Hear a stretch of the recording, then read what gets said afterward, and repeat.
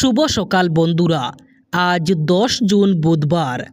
আজকের সকালের গুরুত্বপূর্ণ খবরগুলি হলো: 3 তালাক হওয়া মুসলিম মহিলারা এবার লাভ করবেন সরকারি পাকা ঘর।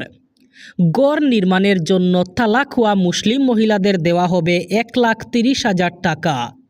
এবার বিজেপি সরকারের মহিলাদের নিয়ে বড় সিদ্ধান্ত। স্বামী যদি মহিলাদের 3 তালাক দিয়ে ছেড়ে দেয় তাহলে তাদের পাশে দাঁড়াবে সরকার। তাদের সরকারি পাকা ঘর দেওয়া হবে। ঘর বানানোর জন্য দেওয়া হবে নগদ 1,30,000 টাকা। এই সিদ্ধান্ত নিয়েছে উত্তরপ্রদেশের যোগী আদিত্যনাথ সরকার। মুসলমান মহিলাদের স্বামী যদি ছেড়ে যায় তাহলে সরকার করবে তাদের ব্যবস্থা। গম্ভীর সামাজিক ব্যাধির বলি হওয়া মুসলিম মহিলাদের আশ্রয় দেবে সরকার। প্রধানমন্ত্রী আবাস যোজনার অধীনে তাদের গৃহ নির্মাণের জন্য 1,30,000 টাকা দেওয়া হবে। আগামী 3 দিন রাজ্যে হবে মুষলধারে বৃষ্টিপাত এবং বজ্রপাত। বৃষ্টিপাত এবং বজ্রপাত চালাবে তাণ্ডব। ইতিমধ্যে আবহাওয়া বিজ্ঞান কেন্দ্র সতর্কতা জারি করেছে। আগামী 3 দিনের জন্য অসম এবং উত্তর পূর্বাঞ্চলে হবে মুষলধারে বৃষ্টিপাত ও বজ্রপাত। ইতিমধ্যে অরেঞ্জ অ্যালার্ট জারি করা হয়েছে।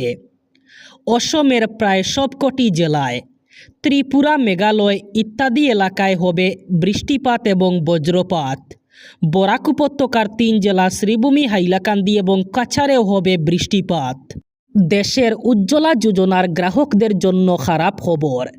বিশ্বজুড়ে বাড়তে থাকা জ্বালানির দামের কারণে বড় সিদ্ধান্ত কেন্দ্রের। উজ্জ্বলা যোজনার গ্রাহকরা বছরে 9টি সিলিন্ডারে পেতেন 300 টাকা করে ভর্তুকি। বছরে প্রথম যে 9টি 14 কেজির সিলিন্ডার তারা পেতেন তাতে 300 টাকা ভর্তুকি দিত সরকার। তবে এবার আর 9টি সিলিন্ডারে 300 টাকা ভর্তুকি পাওয়া যাবে না।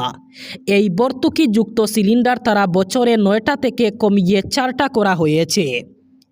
বছরে প্রথম যে 4টি সিলিন্ডার তারা কিনবেন তার জন্য 300 টাকা করে সরকারি ভর্তুকি পাবেন, কিন্তু তারপর গ্যাস সিলিন্ডার নিতে গেলে আর কোনো ভর্তুকি পাবেন না। চাকরি প্রার্থীদের জন্য সুখবর। রেল মন্ত্রকের আওতায় রেলওয়ে রিক্রুটমেন্ট বোর্ডের তরফ থেকে এবার 6,500-এরও বেশি শূন্যপদে নিয়োগের বিজ্ঞপ্তি জারি করা হয়েছে। রেলওয়ে নিয়োগ বোর্ডের তরফ থেকে যে বিজ্ঞপ্তি জারি করা হয়েছে সেখানে টেকনিশিয়ান গ্রেড 1 সিগন্যাল এবং টেকনিশিয়ান গ্রেড 3 পদে নিয়োগের কথা উল্লেখ করা হয়েছে। এই পদে আবেদন করার জন্য প্রার্থীদের যে কোনো স্বীকৃত প্রতিষ্ঠান থেকে বিএসসি এবং ইঞ্জিনিয়ারিং ডিগ্রি দরকার। তবে টেকনিশিয়ান গ্রেড 3 পদে আবেদন করার জন্য প্রার্থীদের মাধ্যমিক পাশ করতে হবে, অর্থাৎ মেট্রিক পাশ হলেই আবেদন করা যাবে। টেকনিশিয়ান গ্রেড 1 সিগন্যাল পদে আবেদন করার জন্য 18 থেকে 36 বছর হতে হবে বয়স এবং টেকনিশিয়ান গ্রেড 3 পদে আবেদন করার জন্য বয়স হতে হবে 18 থেকে 30 বছরের মধ্যে। চাকরি প্রার্থীরা রেলওয়ে রিক্রুটমেন্ট বোর্ডের অফিসিয়াল ওয়েবসাইটের মাধ্যমে আগামী 30 জুন থেকে আবেদন করতে পারবেন এবং আবেদন চলবে আগামী 29 জুলাই পর্যন্ত। আবারও সোশ্যাল মিডিয়ায় ভুয়ো ছবি ভাইরাল করে অসমে অশান্তি ছড়ানোর চেষ্টা। সম্প্রতি সোশ্যাল মিডিয়ায় 2টি বস্তি এলাকার ছবি সহ ফটোকার্ড ভাইরাল করা হয়েছে। প্রথম ছবিতে সারিবদ্ধভাবে বাঁশের কাঠামোর উপর প্লাস্টিক ব্যবহার করে তৈরি করা ঘর দেখা যাচ্ছে। দ্বিতীয় ছবিতে একটি মাঠের উপরে প্রচুর পরিমাণে তাঁবু দেখা যাচ্ছে যা প্লাস্টিকের তৈরি। ছবিগুলি ছড়িয়ে তা অসমের দৃশ্য বলে দাবি করা হয়েছে। সেই সঙ্গে বলা হচ্ছে যে মুসলিমদের বাড়িঘর উচ্ছেদ করে তাদের এভাবে রাখা হচ্ছে। প্রথম ছবিটি পোস্ট করে তার সঙ্গে লেখা হয়েছে ভারতের আসামে উচ্ছেদ অভিযান, ঘর হারিয়ে তাঁবুতে আশ্রয় হাজারো মুসলিম পরিবার। দ্বিতীয় ছবির ক্যাপশনে রয়েছে, এটা ফিলিস্তিনের গাজা নয়, এটা ভারতের দ্বিতীয় গাজা হতে চলেছে। ভারতের আসামে উচ্ছেদ অভিযান, ঘর হারিয়ে তাঁবুতে হাজারো মুসলিম পরিবার।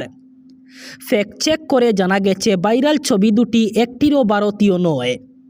সেই সঙ্গে ভারতে অনুপ্রবেশকারী সন্দেহে যাদের আটক করা হয়েছে তাদেরও এমন কোনো অবস্থায় রাখা হয়নি। প্রথম ছবিটি হলো বাংলাদেশের এবং দ্বিতীয় ছবিটি হলো কম্বোডিয়ার। আপাতত এই ছবিগুলি ভাইরাল করে অসমে অশান্তি ছড়ানোর চেষ্টা করা হয়েছে। এই ছবিগুলি অসমের নয়, ভারতেরও নয়, এটি বাংলাদেশ এবং কম্বোডিয়ার। অসম সরকারের তফসিলি জাতি এবং অনগ্রসর শ্রেণী কল্যাণ অধিকর্তার কার্যালয় থেকে 2026-27 শিক্ষাবর্ষে স্কলারশিপের জন্য বিজ্ঞপ্তি জারি করা হয়েছে। রাজ্যের তফসিলি জাতি অর্থাৎ এসসি এবং অন্যান্য অনগ্রসর শ্রেণী অথবা ওবিসিভুক্ত ছাত্রছাত্রীদের কাছ থেকে জাতীয় স্কলারশিপ পোর্টাল অথবা ন্যাশনাল স্কলারশিপ পোর্টালের মাধ্যমে নতুন এবং নবীকরণ আবেদন আহ্বান করা হয়েছে। এতে 5টি স্কিমের অধীনে এই স্কলারশিপ প্রদান করা হচ্ছে, যার মাধ্যমে নবম এবং দশম শ্রেণীর শিক্ষার্থীদের জন্য প্রিমেট্রিক স্কলারশিপ, অস্বাস্থ্যকর পেশায় নিয়োজিত অভিভাবকদের প্রথম থেকে দশম শ্রেণীর এসসি ছেলেমেয়েদের জন্য প্রিমেট্রিক স্কলারশিপ, এসসি শিক্ষার্থীদের জন্য পোস্ট ম্যাট্রিক স্কলারশিপ, ওবিসি জাতিভুক্ত নবম ও দশম শ্রেণীর শিক্ষার্থীদের জন্য প্রি ম্যাট্রিক স্কলারশিপ। এছাড়া ওবিসি শিক্ষার্থীদের জন্যও পোস্ট ম্যাট্রিক স্কলারশিপ। আবেদনের যোগ্যতা এবং প্রয়োজনীয় নথিপত্র হিসাবে আবেদনকারীকে অবশ্যই জেলায়ুক্ত কার্যালয় থেকে ইস্যু করা বৈধ এসসি অথবা ওবিসি শংসাপত্র জমা দিতে হবে। বিস্তারিত তথ্যের জন্য scholarships.gov.in ওয়েবসাইটে ভিজিট করতে আহ্বান জানানো হয়েছে। আগামীকাল থেকে শুরু হচ্ছে ফুটবল বিশ্বকাপ। ফিফা ফুটবল বিশ্বকাপ 2026-এর জন্য কাউন্টডাউন ইতিমধ্যে শুরু হয়ে গেছে।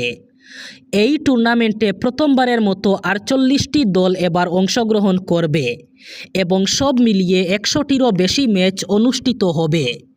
বিশ্বকাপের এই 23তম আসরটি আগামীকাল 11 জুন থেকে 19 জুলাই পর্যন্ত মার্কিন যুক্তরাষ্ট্র, মেক্সিকো এবং কানাডায় অনুষ্ঠিত হবে। 2026 সালের ট্রফির জন্য রেকর্ড সংখ্যক 48টি দল প্রতিদ্বন্দ্বিতা করবে, যা 4 বছর আগে কাতারে অংশগ্রহণকারী দলের চেয়ে 16টি বেশি। এর ফলে এটি ইতিহাসের সবচেয়ে বড় বিশ্বকাপ হতে চলেছে। ম্যাচ সংখ্যা বেড়ে দাঁড়াবে 104-এ, যা প্রথমবারের মতো 3টি দেশে অনুষ্ঠিত হবে। এই বিশ্বকাপের নতুন ফরম্যাটে 4 দলের 12টি গ্রুপ থাকবে।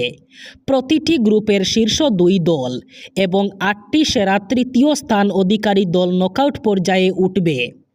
সেরা তৃতীয় স্থান নির্ধারণে পয়েন্ট, গোল পার্থক্য এবং মোট গোল, এই 3টি মানদণ্ড প্রধান হিসেবে বিবেচিত হবে। আগামী 1 সেপ্টেম্বর থেকে পশ্চিমবঙ্গে চালু হতে চলেছে কঠোর নিয়ম।